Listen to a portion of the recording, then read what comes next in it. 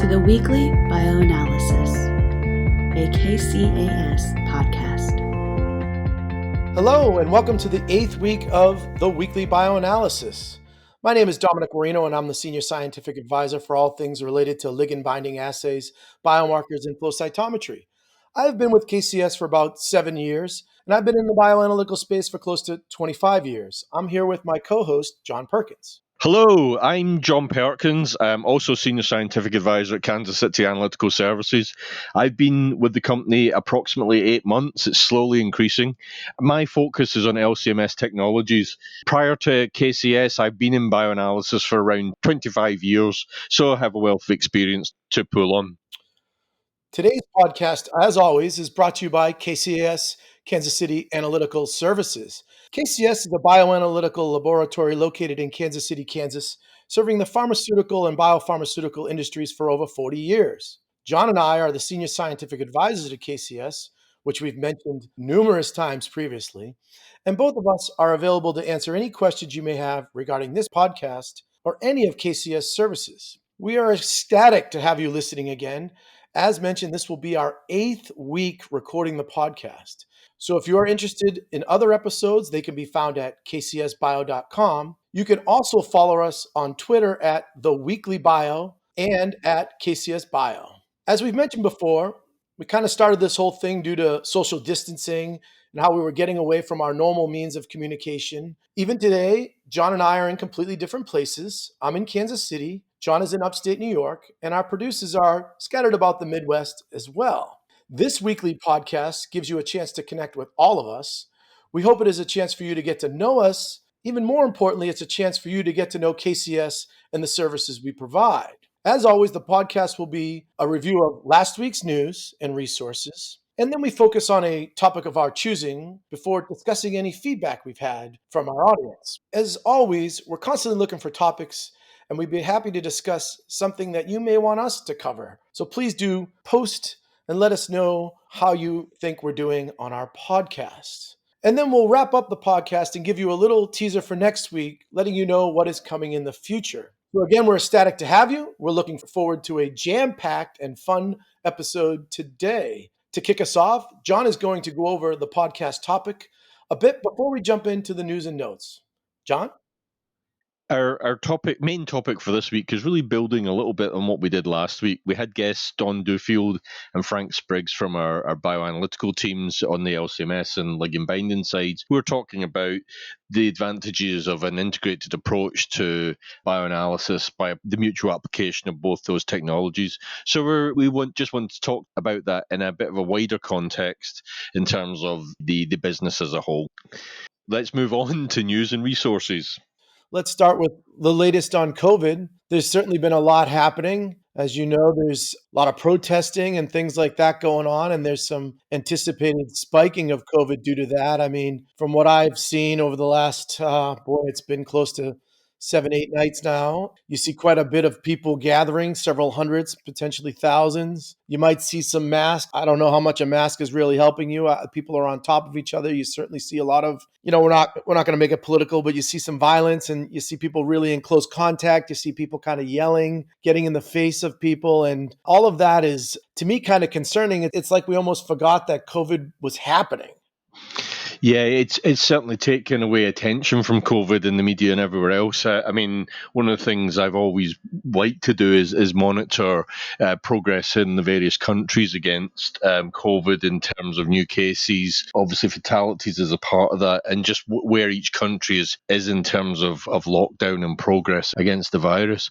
But it's become more and more difficult to actually find that kind of information because of other things are taking much higher profile. It's a real concern. I mean, people have the obviously the right to go out and protest as they see fit. Equally, we're losing the good practices that people have built up as part of that, particularly in the bigger cities where you get large crowds together. We also then have the response to that where we have agents used against them that get people taking their masks off so they can breathe better, which plays into it. I think it also adds on top of the whole general loosening in terms of state rules, and we haven't really had the time, knowing that there's a 14-day period to really assess the effects of things like that. We haven't really had the time to really assess how things were going in terms of were we seeing a second spike up even before these protests have started. And I can only think that the larger crowds everywhere are going to make things worse in a lot of pockets around the country and actually around the world, because the protests have had other people looking at their own countries, and there's been large protests in Europe and other places. It's almost like it's feeding off each other. You get the protests, but other people saying, well, we're all loosening things up, let's all get out there. And it's like, wow, please stop. We haven't got this under control. We're not even close to it. There's a couple things. One, I did see that the overall COVID infections or positivity worldwide is trending upward quite significantly. But here in the US, it's sort of kind of sloping downward. And I was on the CDC website yesterday, and I don't know if surprised is the word, but definitely worldwide, it tends to be increasing. And I think, John, you sent me something to look at from the Scandinavian countries that are behind. So now they're starting to test more. And we talked a little bit about Mexico offline, and or South America in general, how relaxed they were. So it's not surprising to see the world numbers spiking, and then the US numbers again we're kind of going down. But I feel like relaxed people are either out protesting, and that's dangerous, or they're not worried about the protests. They're sort of trying to pick up their life again. And here in Kansas City, even this week, I feel like I've done some things over the last, for instance, my son had lacrosse practice, and it was much different than we normally have. There was no contact, it was a lot of distance, but the fact that we were out there, and it was great. I think he enjoyed it quite a bit to get back on the field. But and the coaches, as a coach of them, we spent a lot of time doing distancing and setting up cones. But there were elements of it that you could tell there was some normalcy, and even we had to separate some kids and really let them know we're going to take this very serious if they don't. Sure.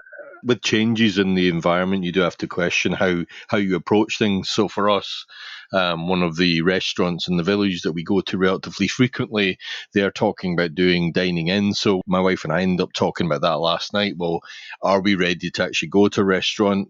We actually want to see how they're set up, though they are putting tables outside so that at least there's some open air. There is that definitely the knowledge that open air gatherings are less likely to be hotbeds of passing the infection on than gatherings indoors. So I think it is important to just really, if there's a change towards the loosening up, look at how you're going to approach that so you still keep yourself safe. Yeah, I mean, we've been outdoor eating for 3 weeks now, and our numbers have not spiked at all in Kansas. In fact, last night, right at dinner, my wife and I were having a discussion about things, and it came up that we're yet to go out to eat, and we're still somewhat reluctant. The risk reward isn't quite there yet, and we're still, like I said, it was a big thing to even go out and practice.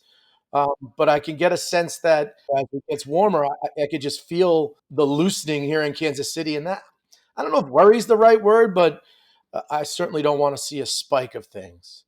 I think I just question it and just it's that being a scientist, you observe and make conclusions, and I'm very much in observation mode at the moment. To cycle back to the Nordic countries, the big observation there is that Iceland, Denmark, Finland, and Norway all locked down very quickly, and all of them have had very low rates of infection.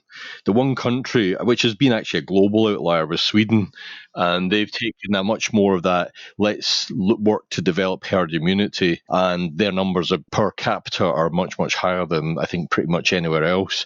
The chief officer who was responsible for that decision is now saying that he views that as a mistake and they should have gone the approach of locking down similar to other countries. That's the interesting thing to watch across the globe. Many countries have this under some semblance of control, but the worries are the ones who still don't. We see numbers in the UK declining, but they're not declining as fast as they should. And I think I don't know too much about the US, but I think it's still, because we've got people out, we might see the same thing. Yes, numbers are coming down, but we're not really seeing that rapid decline down to zero, which is where we want to be. Yeah, and you sent along a couple things related to Greece and other countries in Europe that are doing certain measures, and I certainly feel like weather has an impact. But I think for the sake of time, John, let's maybe move off of COVID for now, and we can pick it up next week because I think we can sit here and talk about it all day. It's fascinating, and the world in general right now is I'm going to call them tumultuous times. I mean, this is certainly the most tumultuous time in my lifetime, with a pandemic going on, as well as some rioting at an unprecedented level, certainly higher than back in '92, or at least covered more than it was in '92 when we had the Rodney King incidents and the rioting that took place after that. And so for that reason, let's move on to the next item, and we'll pick it up. Yes, yeah. This is definitely tumultuous. I'm not sure it's quite as bad for me as when I first had acne breakout, but it's definitely up there, right up there. Yeah, I mean, I had to go on antibiotics, John. Did they put you on them? I know mine was bad. I feel you. So with that, let's move into remdesivir, our favorite Gilead drug. And man, this one continues to even as we were getting ready for today's podcast, I saw another report saying it wasn't quite as effective with early stuff, but certainly has efficacy in late stage and mild cases of COVID. I mean, it is the only approved drug out there right now, although there was some other trials that came out and said it wasn't quite as effective in, say, early stage or negligible. As we've said so many times before, it's the first one out there, and we need some other drugs out there that can partner with it to hopefully help efficacy, etc., and treatment from there. And moving on to the other high-profile compound, hydroxychloroquine is still in the news. The Lancet study that we talked about that had really said there was a higher chance of adverse reactions on hydroxychloroquine versus placebo has been called into question by the Lancet itself. I think people are looking into the company who actually were the source of a lot of the data. As people dug into it, a small portion talking about Australian cases, and when someone looked at that closely, they said that the numbers for Australia were actually wrong. I think it was the number of fatalities was cited as 73, it was actually 67. And then so the company's response was, well, it looks like we included some China numbers by mistake. So as a result of that, the WHO is actually resuming study of hydroxychloroquine, the large study they had ongoing. But then the following day, we had the University of Minnesota do a double-blinded controlled test, which is what we've been saying is what we want to be seen out there to really assess this drug. They basically compared hydroxychloroquine against basic administration of vitamins to see if it prevented the onset of the virus, and they saw no statistical difference at all. So in terms of acting as a preventative, hydroxychloroquine is not where it might have an application. They do have another study going on looking at how it might work against early onset, and we'll wait to see the readout of that. But that's exactly the sort of study that we want to be making our conclusions on. John, fascinating stuff, but let's move on from there and pick up with some non-COVID items, most notably. I think let's do the last one, because I think that this potential mechanism of action is fascinating. And I'm not a biologist at all, but the fact that this COVID, in contrast to other viruses, is actually attacking, the epithelial layer of blood vessels, and that's where we're getting these clotting effects and everything. I'm going to pass that to you, see if you got anything to say on that, because I think this is fascinating. No, that's great, John. Thanks for teeing that up for me like that. No, you're absolutely right. So this is where all your respiratory drugs are being repurposed. In the report you're referencing, they've seen 10 to 12-fold increases in clotting within the lung. Clearly, they're starting to decipher the puzzle around the mechanism of action and what is actually killing people. So, I mean, that's a huge step towards being able to treat something when you can get focused in on the clotting of the lungs and how to treat that and prevent that. And so from that story, it makes a lot of sense. There are 3 trials that we're working on that all have benefit to help prevent that. So it is something where the clots in turn cause a cytokine storm. And without getting into massive immunology here, you can envision how any sort of, you have a normal number of clotting happening all the time within your body. The body has a lot of checks and balances. And when those things get altered, that's when the immune system kicks into hyper responsiveness. And ultimately, when that occurs, you get massive cytokine release. And then subsequently from cytokine release, you get T cell infiltration. And then when you have T cell infiltration, you've got a swarm of cytokines now coming out that are there to try and kill something that doesn't really exist, right? That's when they succumb to the cytokine storm, and subsequently, really, they're dying from like systemic shock, is what that essentially boils down to, like having a bacterial infection. Let's move on to the non-COVID stuff now. I'll start to talk about drug approvals. May we actually had 6 new approvals, 4 small molecule and 2 diagnostics, and the application of the drugs that were approved, 4 of them were in oncology, so 3 treatment and 1 diagnostic, 1 in Alzheimer's, and that's a diagnostic for Alzheimer's, and then 1 treatment for malaria. The oncology drugs, there's 1 for treatment of non-small cell lung cancer from Novartis, another one from Lilly, again, non-small cell lung cancer, but it's advanced RET fusion positive NSCLC. And then Decipher had ripretinib approved for advanced gastrointestinal stromal tumour. The anti-malaria drug is quite interesting, where the supply of usual drugs has actually dried up. So a company called Amevis have been formed. They're now responsible for producing and marketing artesunate, which is another small molecule that's actually injected to deal with severe malaria in adult and pediatric patients. Like I say, the other 2 approvals for this month are diagnostics. Well, the myth that small molecules are commoditized or dead is just simply not true, John. Continues to resonate as indicated by your data for May. Let's move along to another exciting thing. ASCO was this week. That's a big meeting. There's some highlights from that. Maybe I'll just touch on 3 that came out. One is Zio Pharma's IL-12 gene therapy. They noted that it boosted survival in hard-to-treat brain cancer, so a really good area to treat. Again, it's a monotherapy with a PD-1 inhibitor, so it's actually in combination. It's pretty good results there, and something that I feel like, was always brain tumors and brain cancers are always a challenging area, and one that still is a little bit undermet. The word that was escaping me was glioblastomas, so it was good to see that. Maybe moving right along, the other one was from Myovant. Their phase 3 data for prostate cancer met up with FDA filing, and their numbers were quite impressive. The drug is Relogelex, and I'm not quite sure if it's how it works, but it can help lower testosterone, which can help prevent the growth of prostate cancer. And then rounding it out is Allogene, had a 78% response rate with their off-the-shelf CAR T-cell therapy. Now, this is a pretty unique one, because that's the key piece I said there was off the shelf. And I don't know how much you know about CAR T cells. CAR T cells can be tend to be autologous therapies. They can take like upwards of 4 to 6 weeks in culture before you're able to reinfuse them into the patient. So having something that could be off the shelf and effective is sort of a golden ticket in terms of immunotherapies, or at least gene therapies and so forth. So that kind of rounds out the ASCO, which is always it was done virtually, as we've discussed, and certainly something that we hope comes back in the future. It's a meeting we often attend.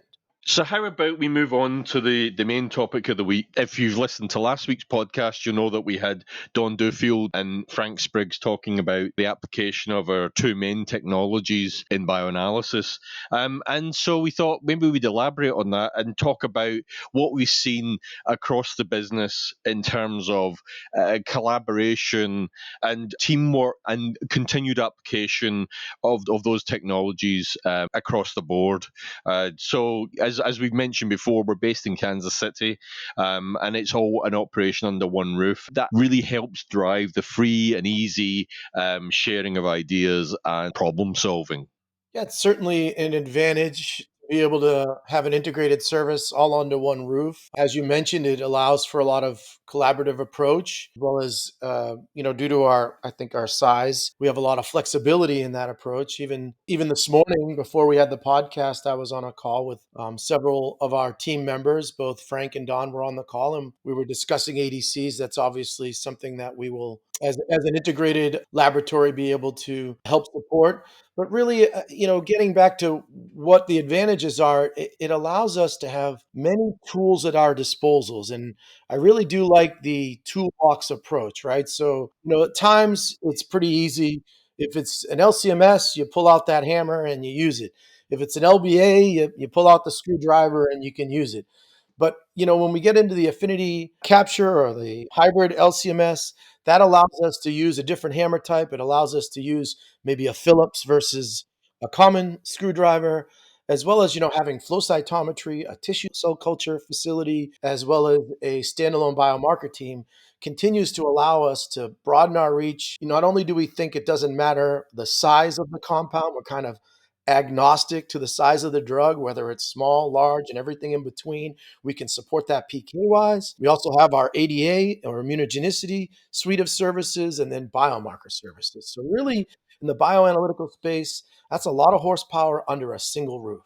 It's not just the blend of analytical technologies, but again, for example, in the discovery LCMS team, we can do, small molecule, large molecule, endogenous as needed. What we're asked to do a lot of the time is tissues. I know in my previous experience, we really didn't cover many tissues at all. I come to KCS and there's a very impressive mantra in terms of all the tissues that are dealt with. But in terms of that collaboration under one roof, we actually have Joyce's team who are very experienced in terms of processing tissues for downstream analysis.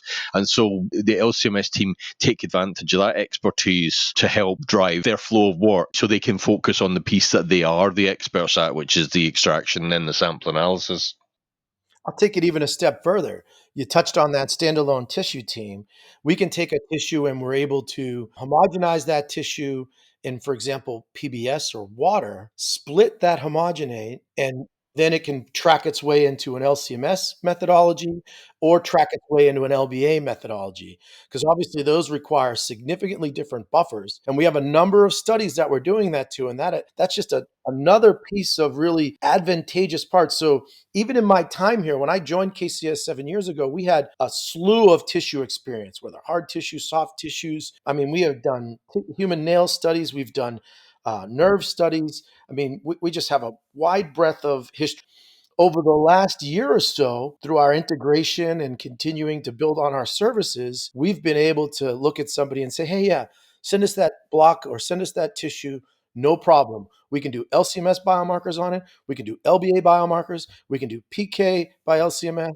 We can do PK by hybridized LCMS or LBA. I mean, it is, I actually should also add, we can do it by flow cytometry, all from a single tissue. I mean, I think it's really impressive. So we're now at the stage where not only are we compound agnostic, so we don't care whether it's large, small, endogenous or administered, but actually we're becoming matrix agnostic as well, because whatever you throw at us, we're going to be able to deal with because we have a team who know how to deal with whatever comes across their desk. Absolutely. We've done a number of NASH studies looking at ball samples. You've got it, John. I mean, it's pretty impressive the way, Lawrence Goodwin, the vice president of operations, has been the architect of this. The way his vision around designing it has been fantastic. And the team is just poised to knock it out of the park whenever you come with what appears to be somewhat of a logistical problem, whether it's preclinical or clinical, saying, how am I going to get all these results I might want from this tissue without having a nightmare logistically with trying to cut it 6 or 8 different ways? So, from my perspective, I obviously talk about myself as having this LCMS background. What I don't have is a lot of the upstream expertise that KCS people have. So, I feel quite often in the company of people who are much more rounded in terms of what they've experienced upstream. It's very interesting to see the contrast in how the two companies operated. We were very, very focused on the bioanalytical.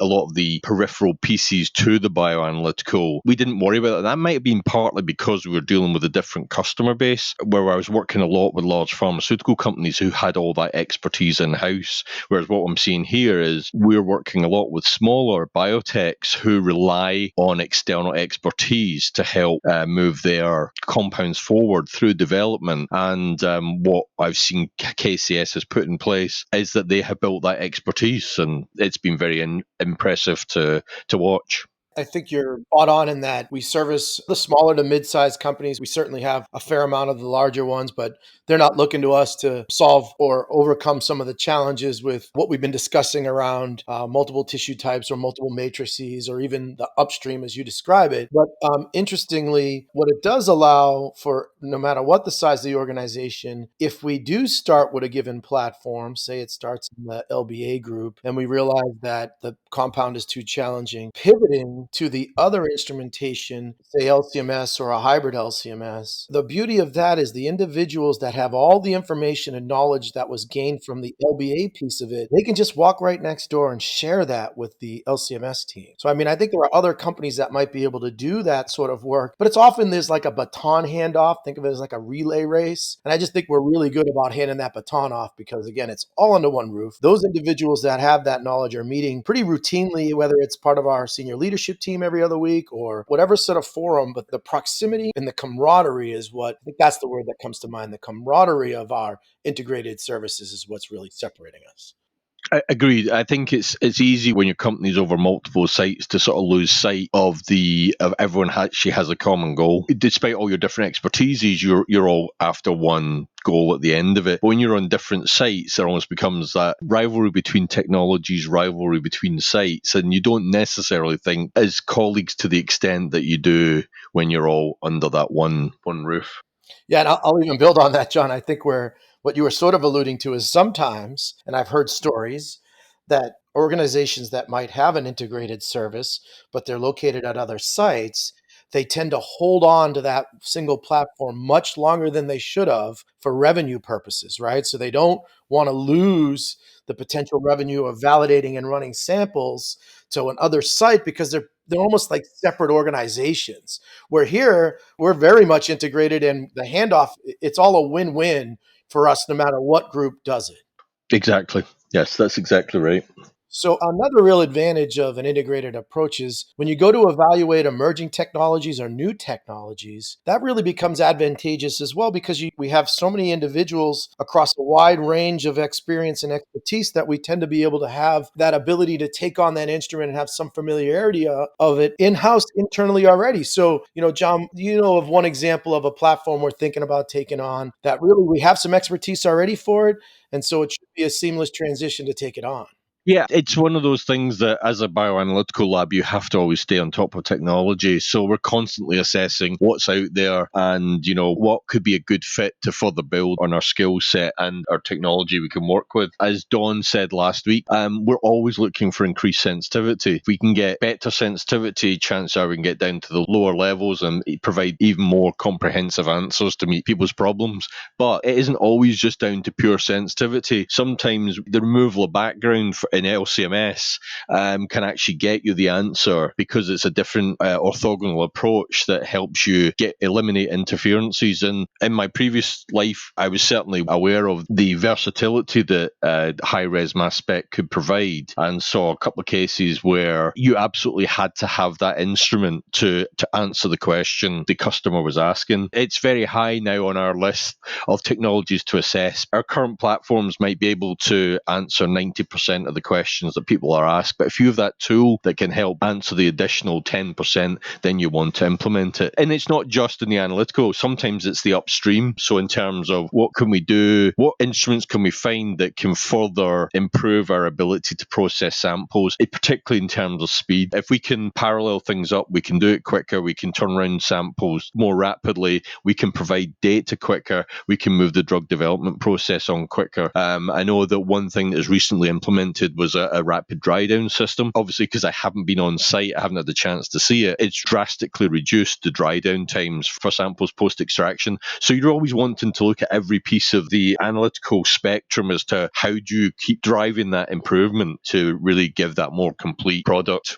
Yeah, and on the LBA side, continuing with your thought, there's a couple things we're doing. One is we just upgraded our flow from 19 to 21. Those two additional markers actually can really help with throughput and increasing the number of biomarkers in a single tube. The other thing, we're structured in such a way with the way we've been moving towards integrated approach. We now have a development team mirroring your discovery team on the LCMS side. We have a development and what we're calling a research and reagent characterization or reagent generation team on the LBA side, because one of the key building blocks is frequently we need to biotinylate things and we need to ruthenium label things, and those become key or critical reagents within the LBA process. And so now we're developing a standalone team to not only generate them, but we're bringing on a piece of equipment to help evaluate the reagents as well. And that's called an octet system. And that gives you on and off rates. That should increase our throughput for transfers of methods as well as validation. And again, getting towards that sample analysis component, which is really what we're all about. So the octet allows us to evaluate commercially available reagents. We can buy, say we're using a capture or a detector,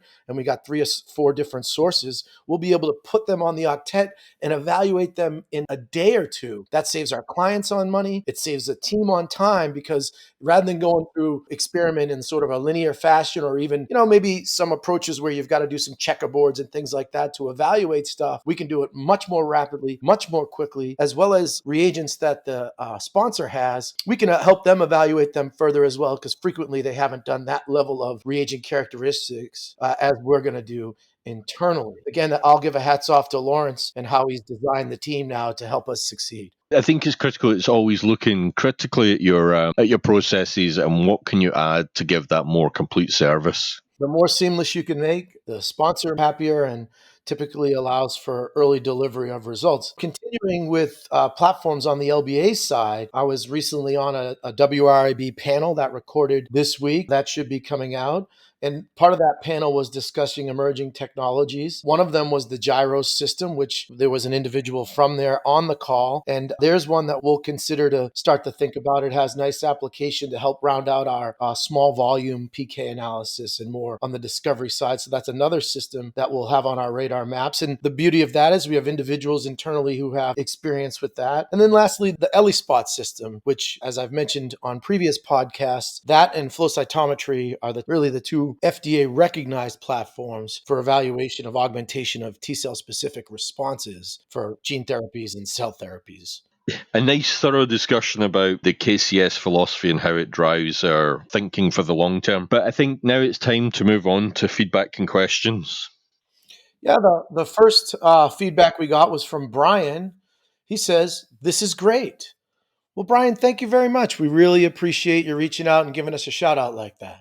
Yep, thanks very much, Brian. And on a similar vein, from Neil, this is a great podcast. It is awesome hearing 2 PhDs talking about what is happening in the world, especially during COVID-19. I'm definitely going to tune in for future podcasts. Thank you, Neil. We appreciate you tuning in and definitely hope that you'll stay for future episodes. So while I'm responding, why don't I say that next week, we talked a lot about bioanalysis for the last 8 podcasts, and we thought it would be good to have something of a discussion about the non-bioanalytical teams who actually make our roles as bioanalysts easy and make our workflow possible.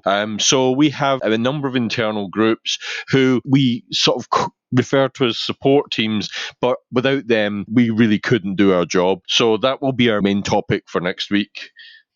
Yeah, the word support is undervaluing what those individuals do at KCAS, but that is frequently how we refer to them, and I'm excited to discuss that with you, John. It's a Thirsty Thursday, John. What's your plans? I think probably tonight will just be a nice relaxing evening. We'll get through Friday, and then my big plan for Saturday is actually do a supermarket shop. One of the things I did last week was made some smoked mackerel pate, and realised how much I enjoyed having that so kind of a nice casual lunch every day. So I'm going to stock up on smoked mackerel and smoked salmon this weekend. You got me thinking about more fish, actually. I mean, I do eat some salmon and some shrimps and stuff, but I not quite as sophisticated as, what'd you say, mackerel? So life would be dull if we only ate the same things. I think it's important we come from our different culinary backgrounds. And like I've said many times, I could quite happily talk about food for a whole podcast if I was allowed to. So, yeah, I mean... Yeah.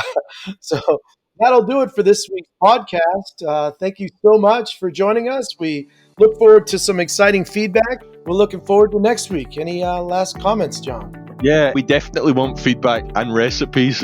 As you can probably tell, we're happy to discuss any subject under the sun. So thanks very much, everyone, for listening, and we'll look forward to talking to you next week.